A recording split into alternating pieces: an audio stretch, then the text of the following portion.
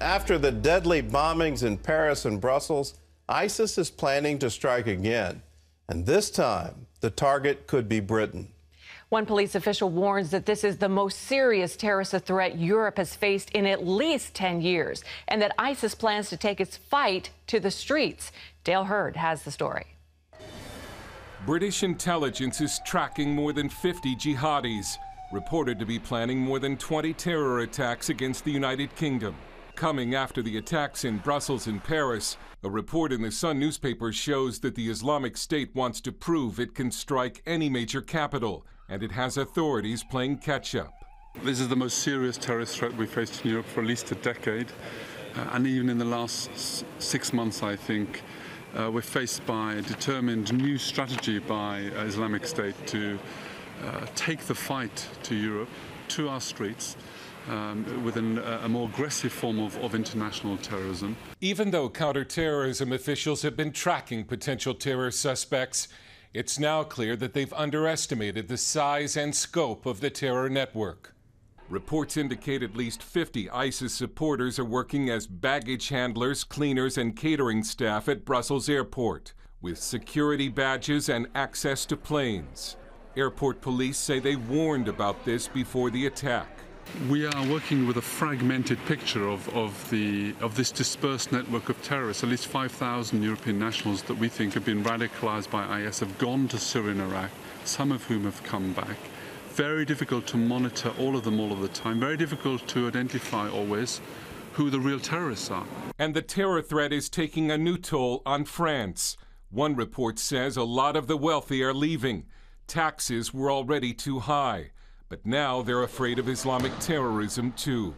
The Brussels attacks have been yet another wake-up call for Europe, but there are signs that the European left has still not gotten the message.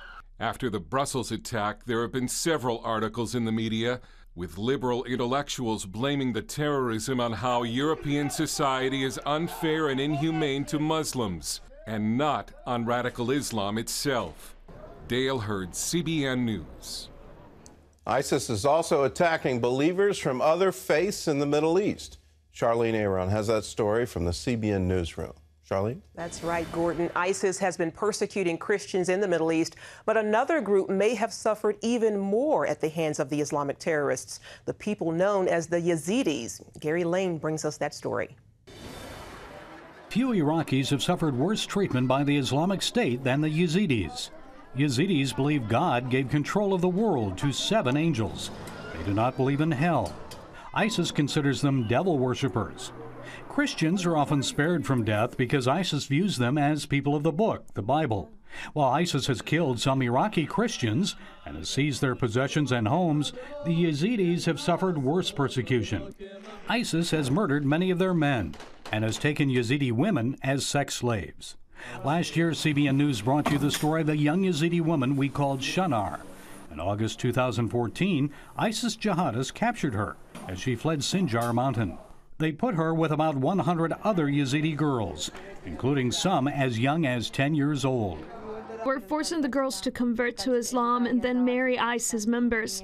They beat our legs, heads, and arms, demanding all of us to serve them or be used as sex slaves. Shanar says ISIS fighters came to the house and offered the girls money for sex. Many of them were sold for as little as $1. They were really determined to harm us. They abused us and took pleasure in it. Most of us wanted to die. Some of the girls attempted suicide to escape the abuse. An alarming number succeeded. ISIS forced thousands of Yazidis from their homes, and many of them ended up in refugee camps like this one in northern Iraq. Fallah Hassan is one of them. ISIS captured him in Mosul, but he later escaped after witnessing the murder of a friend and other Yazidi men. Yazidi Jamil Chito lives alone in the camp. ISIS kidnapped his wife and 4 of his 11 children. Eventually they were rescued and now live in Germany. Other family members weren't as fortunate. They were surrounded by 7 or 8 cars full of Daesh. They arrested all of them. They took the girls and the woman, but then they blindfolded the rest of the family, including my brother, my brother's wife, cousin, and daughter-in-law, and they killed all of them right there. Jamil hopes to see his surviving family members again after the city of Mosul is liberated by the Iraqi military and its allies. Gary Lane, CBN News. A pottery fragment from the 4th century with Christian symbols on it has been found among some artifacts unearthed in West London. The find shows that some early Christians were living in the area at that time. The artifact was originally found in 1970, but volunteers at the Museum of London only recently discovered the Christian symbols. The museum's collections manager tells the London Daily Mail that Christian symbols from the Roman period are rare. Concerns about God and faith have been with humanity from its earliest days, including the ultimate question, who is God? Now the National Geographic Channel is trying to tackle that question with the help of actor Morgan Freeman. Angela Zatopek has this look at the network's new series exploring faith and religion. Is there life after death? Morgan Freeman takes viewers on a journey to uncover questions like who is God and all the different questions in between. I'm Angela Zatopek in New York City for National Geographic's premiere of The Story of God. Traveling over 100,000 miles to 7 different countries and 40 cities, Freeman takes viewers to the world's most historic religious sites. This is going to be quite the adventure. We started with the 3 Abrahamic religions, Christianity, Judaism, and Islam, and that was kind of what we anchored it around, and then we decided what was going to work within the constructs of only 6 hours. Each individual episode addresses some of mankind's most asked questions, showcasing how different religions answer them. Is there an apocalypse? Will there be an apocalypse? What is the apocalypse? And it's different. Did you know that? The apocalypse in this religion is different from the apocalypse over here. It makes sense casting Freeman as the face of the series, since he's perhaps Hollywood's most popular voice of God from the hit films Bruce Almighty and Evan Almighty. What was your religious background like growing up? Did you grow up in church or? I didn't grow up in church, but I at an early age, I must have gone to church 4 or 5 times as a kid. Personally, I was always kind of intimidated by ritual. My grandmother was very into, not religion, but God. Right, a relationship. A relationship with the Almighty. In exploring these questions, Freeman met with different religious leaders, academics, and archaeologists from around the world, including Houston megachurch pastor Joel Osteen. Who is God?